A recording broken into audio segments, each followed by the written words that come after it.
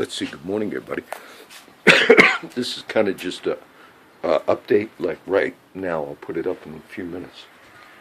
I'm working on the King's post. I already made the video, by the way, because I said we were going to discuss some things on Kings 17 that I wanted. Some chapters are more maybe important than others, you could say. So that video I'm uploading right now. Some people I know can see them earlier before I actually post, because people can watch them on YouTube and Vimeo. But my purpose is just to upload it, like when I do the post, and it automatically shares, because that's the function. A few notes I'll make. I read in my normal reading last night. I just managed to read one chapter, and I'm going through Old Testament book of Ecclesiastes. And it's chapter 3. And it was interesting because I'm not picking those. That's famous because the song, to everything there is a season and a time to every purpose under the heaven. A lot of you older generation would know the lyrics just because of the song. And then I remembered as I was reading it, sure enough, that's the one thing that reminded me of my friend, Frank Edwin, who passed away last week. Because one time when I was walking around New York and New Jersey doing videos, and at that time my friend Frank is reading the Post and all, and I had talked about that chapter, Ecclesiastes 3, written by Solomon. And I said, we know that song because it was sung by Simon and Garfunkel. And if I remember correctly, I know Frank corrected me and said, John, that's the Byrds. The Byrds, the old, pop rock group, the Byrds. So I said, oh, okay. And as I read it, I remembered that. And then I remembered walking through Hackensack. And for some reason this is the county seat where these are like pictures I took when I was up there these last 5 years. But I could remember the room I grew up in my old house, that's a window that I used to look out as a kid.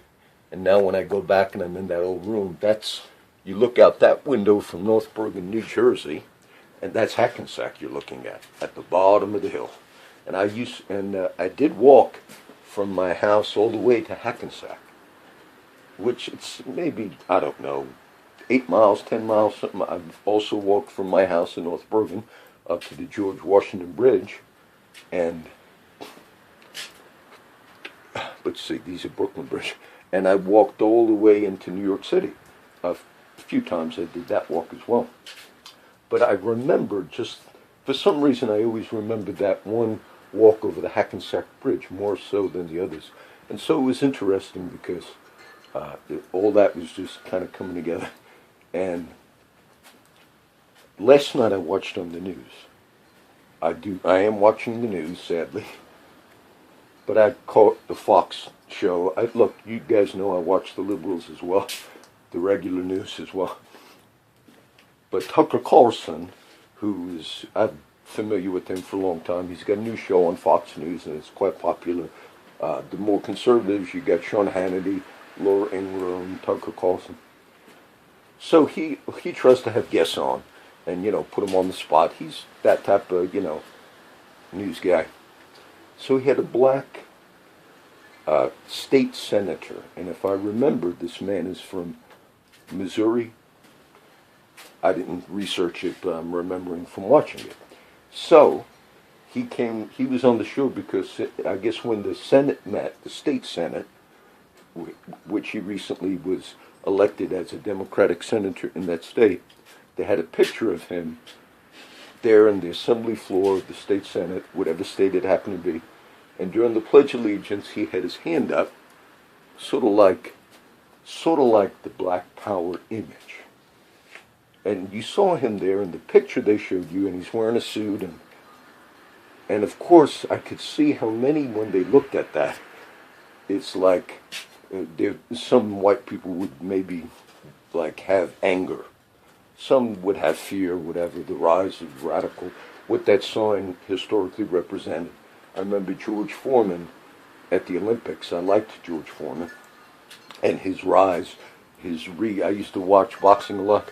At the firehouse, I used to watch Tuesday or Friday night at the Blue Horizon.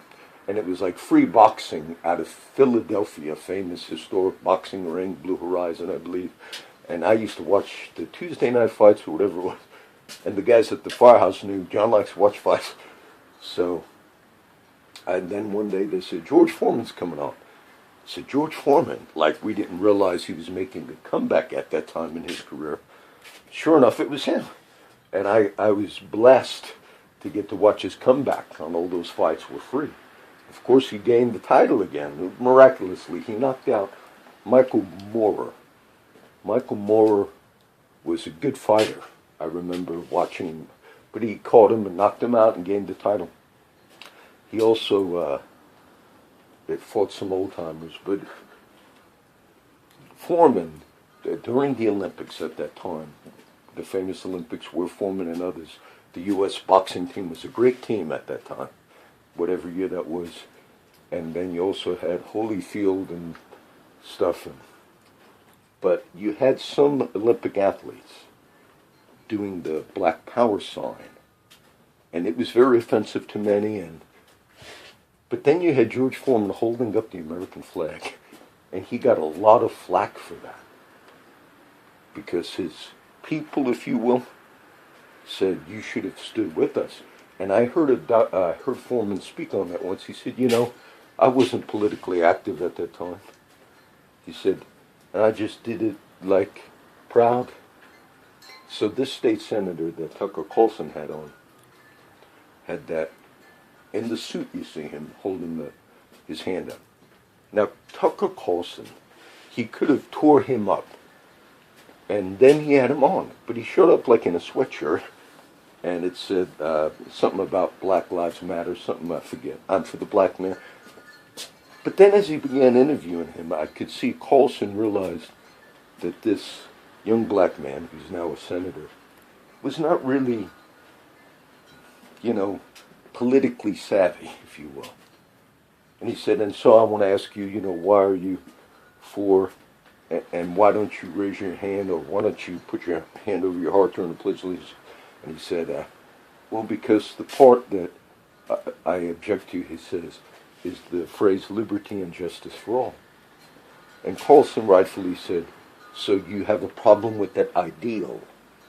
He said, well, no. He said, but the experience that many in the black community have felt in economically depressed areas, he was smart, the black senator, but not politically savvy. He said, I just see that the history, and he was part of the Black Lives Matter movement, still is, and then got elected sort of like on that platform. He said, I just don't think it's, the liberty and justice for all is not the experience that many lower economic people have had, even white people, he said. And as he was talking, I could see Carlson decided not to really tear into this man in that way, because he was just showed up, he was invited. And I think it's important for us to, I went on Tumblr, this Tumblr site. I figured, let me change some things on the Tumblr. And it's strange because I'll work on things and then my mind will be like, it gets affected. Like, can't I just forget this now? I did this or whatever. And I can't. And then I felt bad because as I was doing the Tumblr site, I realized I looked more so on all the other people that post on where my posts show up on Tumblr. It's a micro-blogging site, Tumblr. It's one of the big ones. And I just saw some of the other nice, younger Christian kids that also have Christian blogs on Tumblr. Of course, they'll show up in my feed, and some will post things,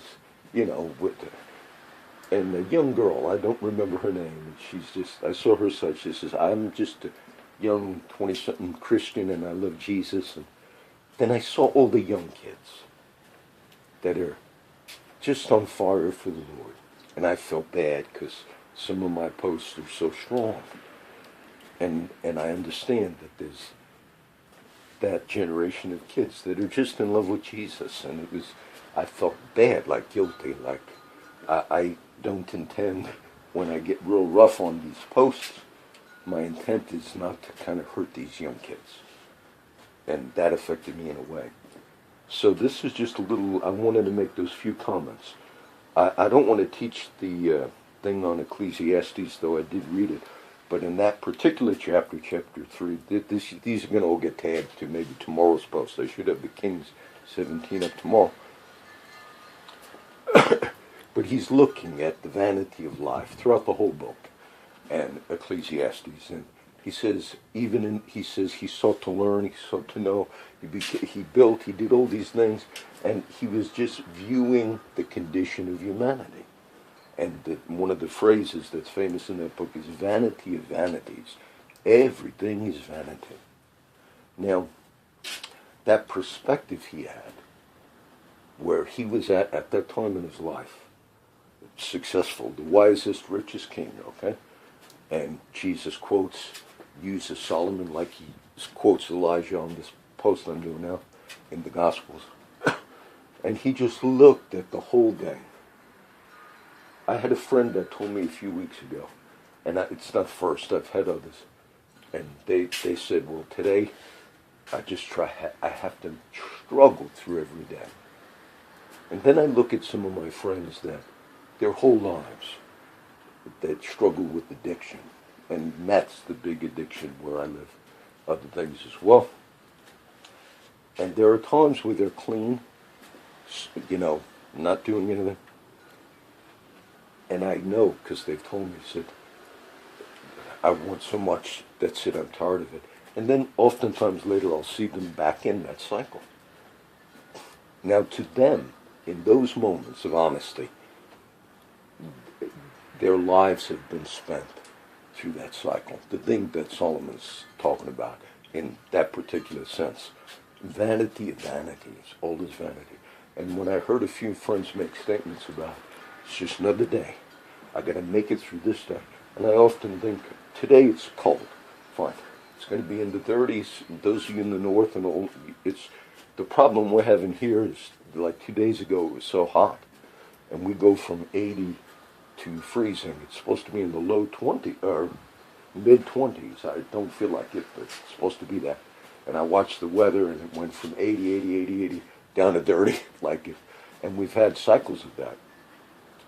And that's just, it's better if it's just either cold, but when you go from 80 to 30 and then back up to 80 down to 30, a lot of people get real sick with that. So that's just the vanity of vanities. So I wanted to mention that. Our political scene, the news has not changed. I tried not to watch the regular mainstream news. I caught something and they were back on it. Night. Okay. So for all those wonderful people, by the way, because I had to interact more on the different websites because of what I explained. And I saw some, nice people. And not even a Christian thing, some person liked a certain thing, and I don't really do all that, and I tried to be nice, and then I read a little thing, and it's not even a Christian thing, and they were trying to encourage people, and I kind of think, I wonder if they're trying to, that it's good. Google, Facebook, it's come into the news again, and they're getting hit so hard.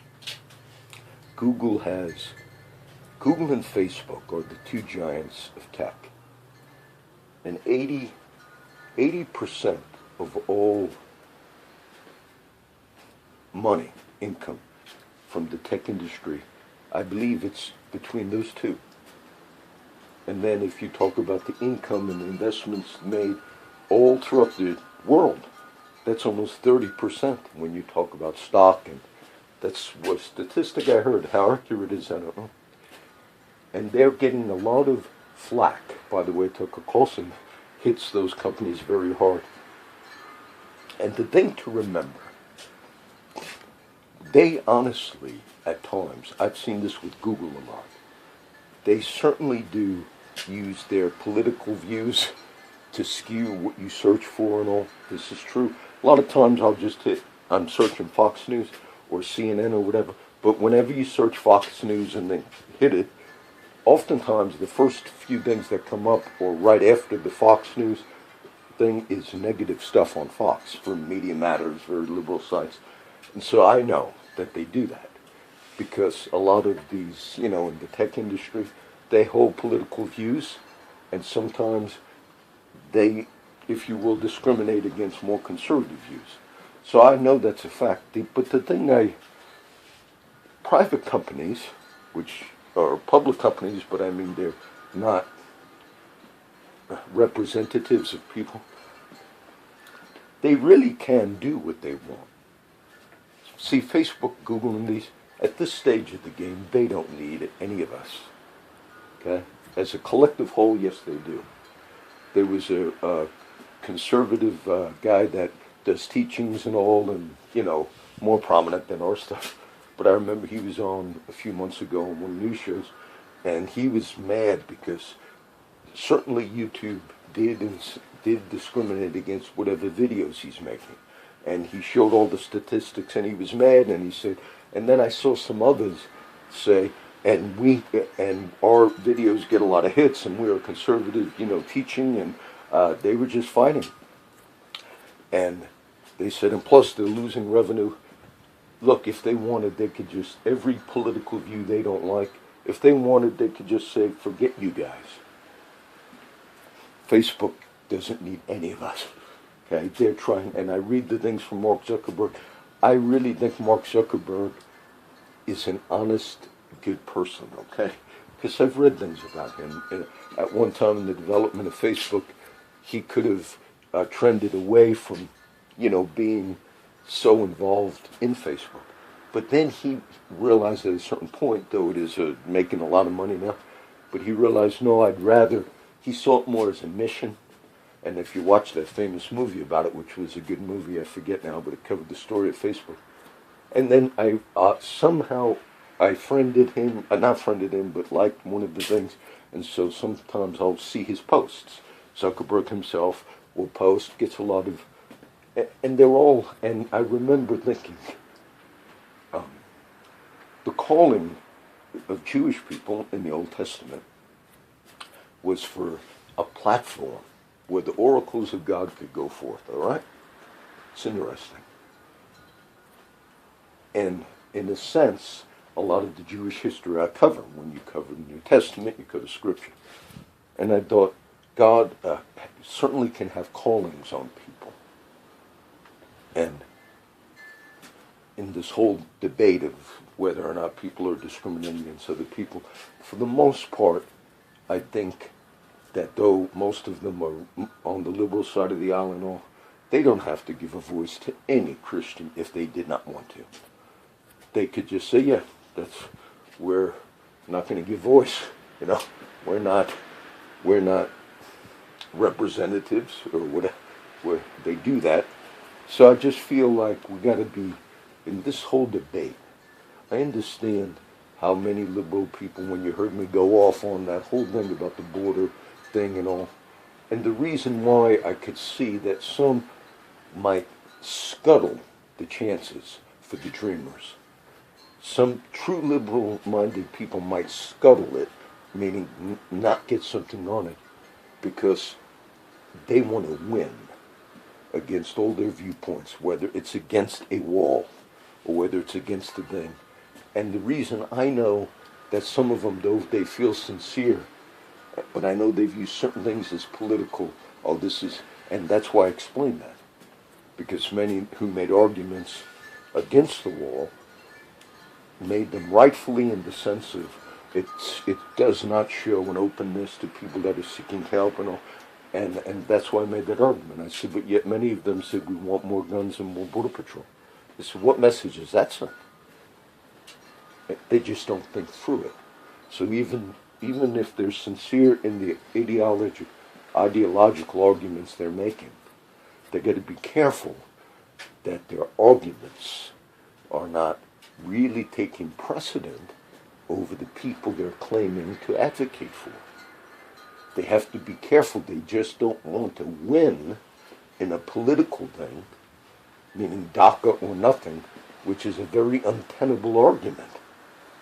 No, you got a chance to do good, but now it's become, and I think some of them don't see that, because that's the vanity of vanities, okay? So I'll do this little thing right now.